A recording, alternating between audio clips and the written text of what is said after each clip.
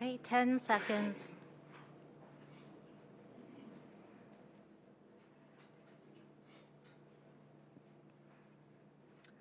Good morning, everyone. Welcome to Toronto Police Headquarters.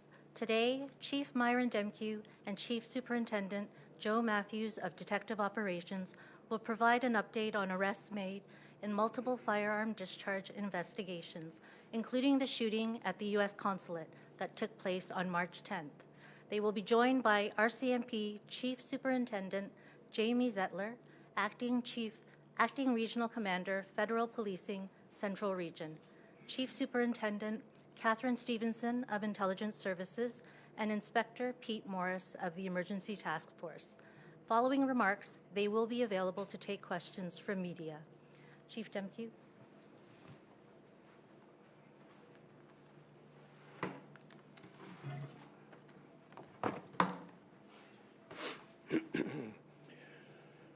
Hello, everyone. We are here today to provide an update on an ongoing investigation into separate firearm discharges that we believe are connected. As part of this investigation, we executed a number of search warrants and arrested 2 individuals. A third individual, also alleged to be connected to these incidents, has been previously arrested by the Halton Regional Police Service in April and has since been charged with multiple offenses. Also in connection with this investigation, there's an outstanding suspect, Zara Jabi. We are doing everything we can to find and arrest him. During the operation last week, one of our members, Constable Mark Benizzato of the Emergency Task Force, was shot and killed. This is an incredibly difficult moment for all of us.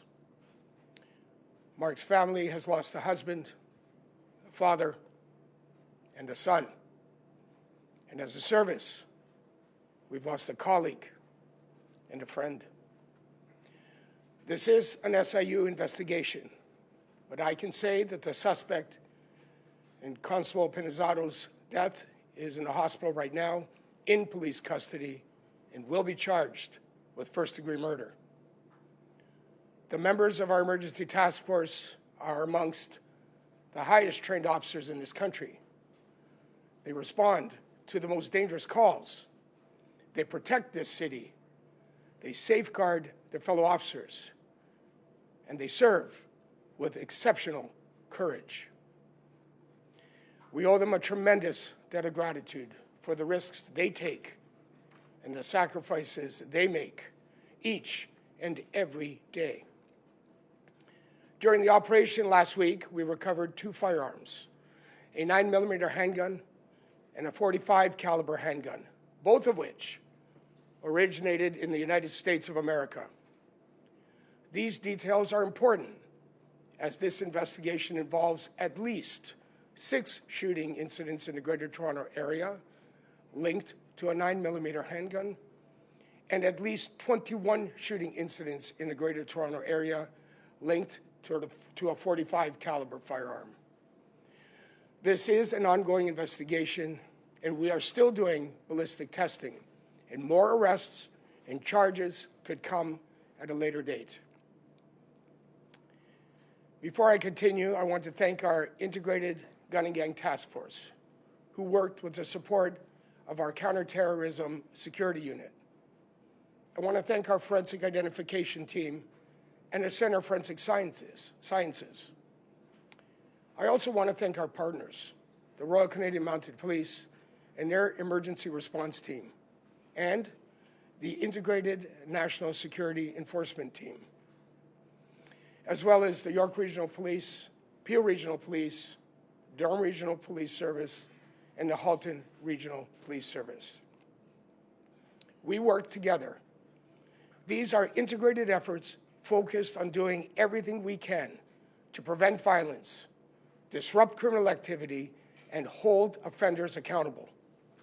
Now, today, as we're talking about these specific arrests, before I pass it over to Chief Superintendent Matthews for more details, I want to address a broader pattern we see here. What we are dealing with in this case and in other unrelated incidences, including shootings at synagogues and Jewish schools, is a recurring and similar modus operandi, and that is criminals for hire. Through encrypted messaging apps, young people are hired to carry out attacks against various targets. And in order to get paid, they're required to film their attacks. Who is paying for this? This is what we are trying to determine, including by working with our RCMP and FBI colleagues. Now, I know there's been a lot of reporting about criminal groups and foreign actors, but what I can tell you is that we are still working actively to investigate who is responsible for orchestrating these criminal acts. What we know is that bad actors are using criminal elements in our city to carry out these dangerous incidents. And it is clear that some of the people hiring these criminals want to create a sense of fear in our communities, including in the Jewish community.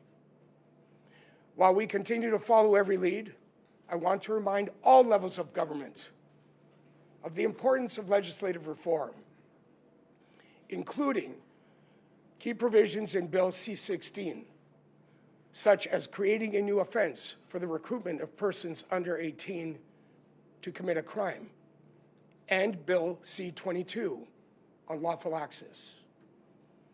If law enforcement does not have the tools needed to prevent violence that is planned and paid for through encrypted messaging apps, it is all of us in our communities that suffer. And the risks and consequences are very real. Thank you, and I'll now pass it over to Chief Superintendent Matthews. Thank you, Chief. As you'll recall, on Tuesday, March 10th, 2026, two male suspects exited a Honda CR-V on University Avenue and fired multiple rounds into the U.S. Consulate. While the building was struck by gunfire, thankfully nobody inside was injured. Surveillance video later showed the suspects firing at the building while also recording the incident on their phones. The suspect vehicle, which was stolen just prior, was found abandoned in Scarborough. The Toronto Police Integrated Gun and Gang Task Force took the lead on the investigation with support from our Counterterrorism Security Unit. At the same time, our partners at the RCMP and the Integrated National Security Enforcement Team, better known as INSET, launched a parallel investigation and classified the incident as a national security matter. As our investigation progressed, we determined this incident was connected to several other firearm discharges investigations across the GTA, both in terms of the individuals involved and the firearms being used. One of those incidents took place in Scarborough, in the Markham Road and Eglinton Avenue East area on March 25th. On March 25th, shots were fired at the front door of a unit inside a residential apartment building. Fortunately, no injuries were reported and the suspects fled the area. The following day, on March 26th, another shooting occurred in Etobicoke in the Islington and Lakeshore Boulevard West area. Shots were fired at a business, damaging the storefront. Responding officers observed a dark Honda Civic fleeing the area at a high rate of speed and initiated a pursuit. The vehicle eventually collided with a fence and the suspects fled on foot.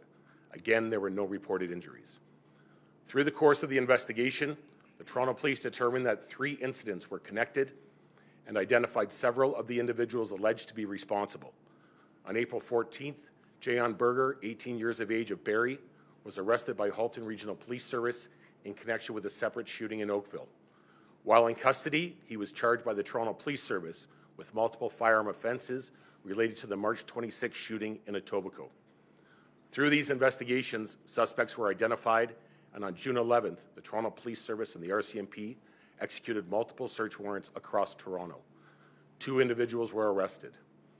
Sheldon Tracy Stewart, 18, of Toronto, has been charged in relation to the shooting at the U.S. Consulate. He faces multiple firearms-related charges, as well as charges for failing to comply with his release order. The loaded firearm seized during his arrest, a Glock 17 9mm handgun, has since been connected to 6 additional shootings across the Greater Toronto Area, including incidents in Toronto, Peel, York, and Durham. Again, these were all firearm discharge incidents where no injuries were reported. During the execution of one of those search warrants that same morning, we allege that Nicholas Bennett, 19 years of age, of Toronto, shot and killed Toronto Police Service Constable Mark Pinizzato. He will be charged with first-degree murder. Nicholas Bennett will also be charged in connection with the March 25th shooting in Scarborough and the March 26th shooting in Etobicoke. These charges include multiple firearm-related offenses as well as breach of probation charges. While ballistic testing remains ongoing, we believe the second firearm seized that morning, a Springfield Armory XD .45 caliber handgun, could be connected to 21 additional shooting incidents in Halton, Peel, and Toronto, including the shooting at the U.S. Consulate. During the execution of our search warrants on June 11th, we did not find 19-year-old Zara Jabi. He is outstanding and wanted in connection with the shooting at the U.S. Consulate. Jabi was a youth at the time this photograph was taken. While we received judicial authorization to publish his identity to assist us in locating him, that authorization expires on Friday, June 19th. This investigation remains ongoing. While we've been able to connect these firearms to numerous incidents, we are still working to identify not only the individuals responsible for pulling the triggers, but also those who may have directed or organized these acts of violence. I want to again acknowledge the outstanding work of Toronto Police Service's Integrated Gun and Gang Task Force, our Counterterrorism Security Unit, our Forensic Identification Services Team, and the Homicide Squad, along with our partners at the RCMP, INSET, the Centre of Forensic Sciences, and York, Peel, Durham, and Halton Police Services. We will continue to work together to identify everyone responsible for these crimes and ensure they are held accountable. Thank you, and we'll now take your questions. Can you speak to the nature of this gun-for-hire network? It sounds like there might be a sharing of weapons. Do you have any sense of the scope of this network? And if you could speak specifically to the age of the, at least of the young people that you're aware of being co-opted into this. Obviously, we have young people who are just barely of adult sentencing age. Just help us with some of those details. Sure. The network, as we are investigating, as it's unfolding, it seems there are multiple networks, multi-layered, that the actual actors that are committing the violence are younger in age. In this case, we do not have anybody who is a young person. They're all adults that have committed these offenses, but it's not lost on us that the younger people are being recruited. But as far as these, we'll call them cells or networks go, we believe there's multiple. The sharing of firearms is common. We have 21 different shooting incidents with the .45 caliber, 6 with the 9mm, and we don't believe that it's the same person pulling the triggers in each one. We believe that the firearms are being swapped around. You mentioned synagogues and Jewish schools specifically. You haven't had confirmation of that yet. Are there any shootings that you can tell us about that you believe are part of this network for hire being responsible? So the commonality is the MO, or the scheme, as we call it, where we do believe that the people that have committed the shootings at the Jewish schools and the synagogues are involved in a similar scheme, and we take the evidence from the scene of the members videotaping the acts, which is common to ensure that they're getting paid for what they've been sent out to do. What does this have to do, if anything, with GFL's tow trucks being all connected over the weekend? There definitely is an overlap. The shooting in Oakville was GFL related. Multiple shootings that are part of the linkages of the firearms are GFL related. I'm not going to go into detail with GFL as that investigation is ongoing, but what I will say is that through Project Resolute, Project Guardian, and Project Aegis, we have deployed multiple resources throughout the city in both uniform and plainclothes to keep the city safe. But the shootings related to GFL are ongoing. What are the encrypted apps that are being used to recruit the youth, and are there any social media apps that are also being used? So the information that we have thus far, WhatsApp, Telegram, and Signal, but we are expecting to uncover many more on device apps. And are the youth being initiated into these gangs, or are they simply being, sorry, I shouldn't say gangs, are they being initiated to participate in these crimes, or are they simply being paid and kind of cast aside when they've completed their task? So the information that we have, this is for monetary gain. Monetary gain. They're being paid for these acts. What spans of the network would you describe this as being?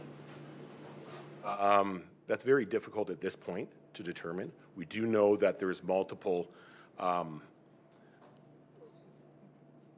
people are recruiting multiple youth in each cell. We're aware of that. We just do not know the scope of it. How many cells would you say there are? We don't have that information now. How are you able to navigate in terms of finding these cells? I mean, you're finding the end of it, you're finding people committing the act, but how difficult is it to try to actually uncover these cells and these networks and sort of where they originate from?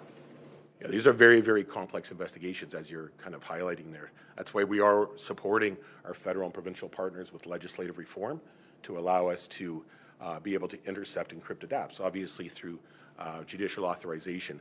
So it is incredibly complex, but I can tell you the work of the members of the Toronto Police Service, all of our partners in both municipal, regional, provincial, and federal are working together, as well as international entities, to try to identify the, we'll call them back ends of these incidents. That said, there are these networks. Do you believe they go beyond the city scope? Do you believe they're national, possibly international?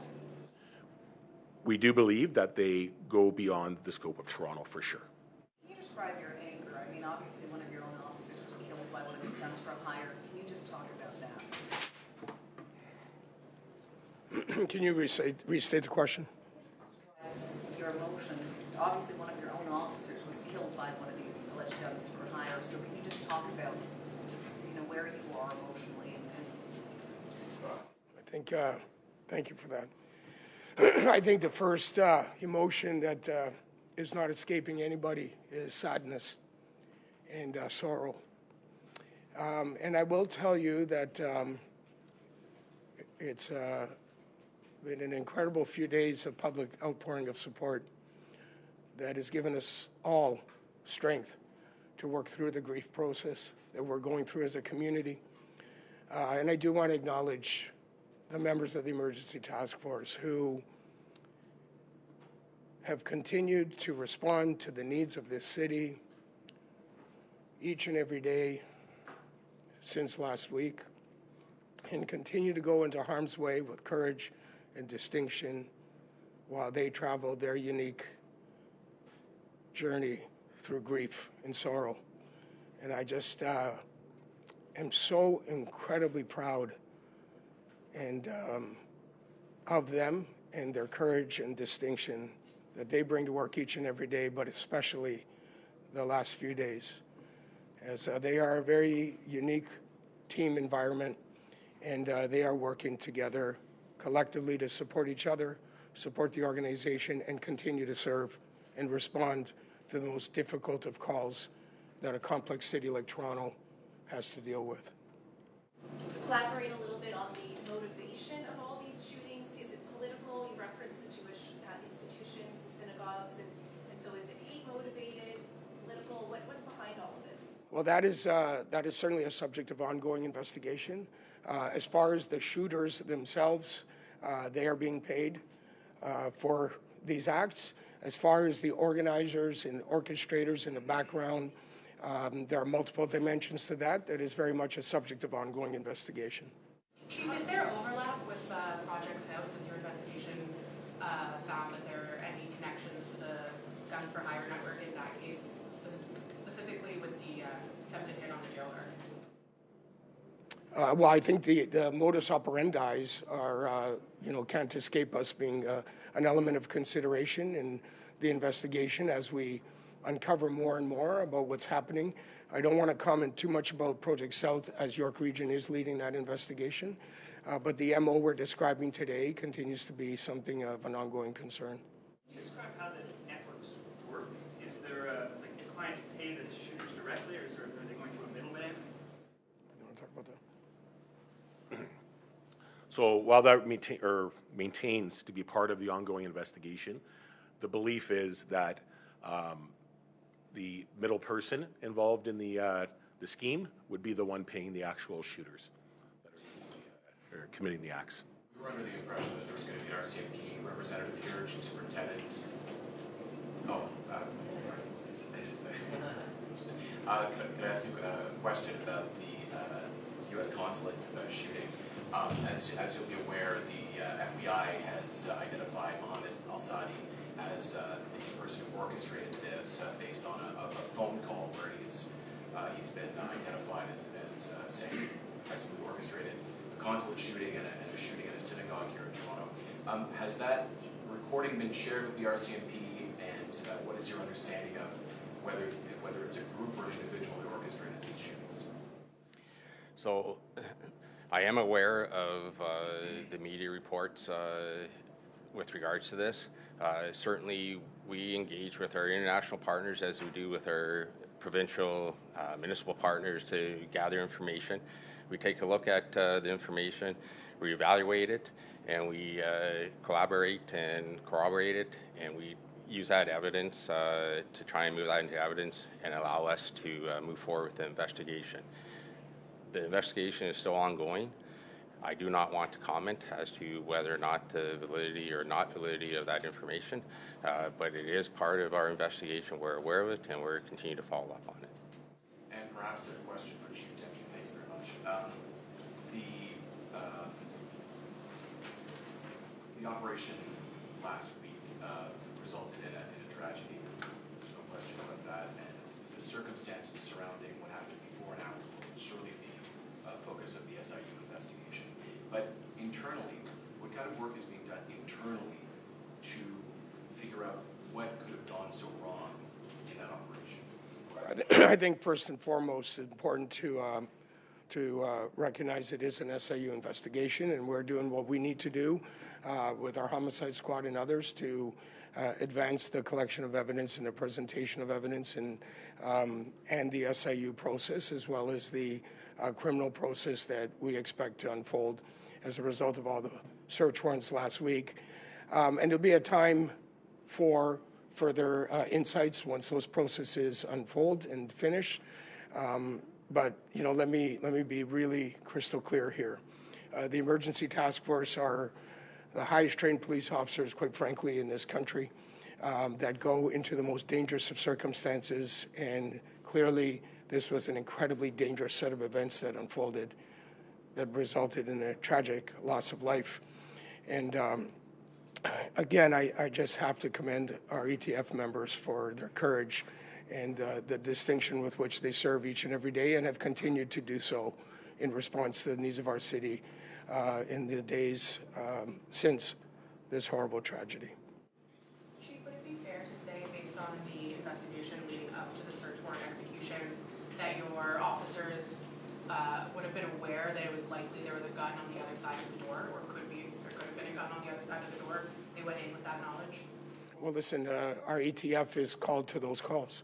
That is the business for which they train and execute in that dangerous environment, again, with courage and distinction, time and time again. Our Emergency Task Force are the unit we call for these moments.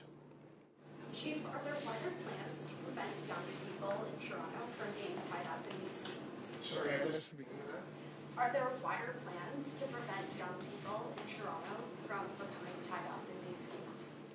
Well, I think we have to reflect on the city's 10-year community safety and well-being plan. There is a multidisciplined approach to the prevention of gun violence and the support of young people not getting into a lifestyle that leads to harm and in this case, violence. But let's be clear, young people need to take responsibility for themselves as well and find a path to not be involved in this space, and picking up a firearm and firing it for profit is just incredibly dangerous criminal behavior for which they need to be held to account.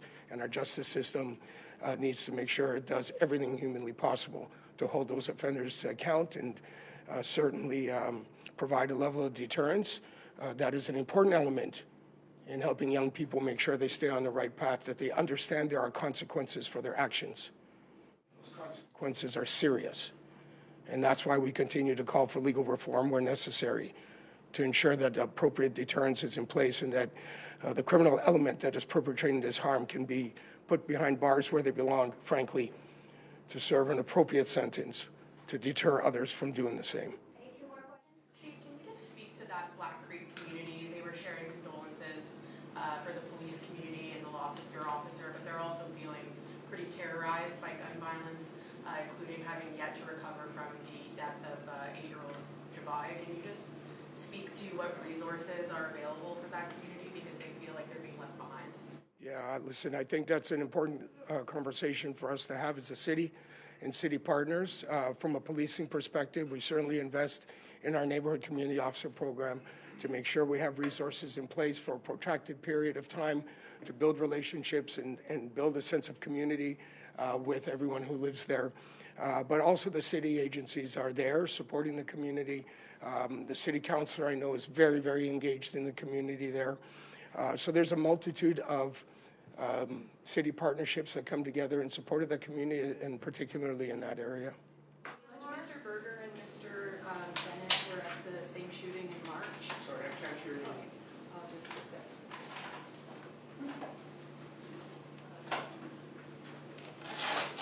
You alleged that Mr. Berger and Mr. Bennett participated in the same shooting on March 25th. Can you talk about efforts to seek Mr.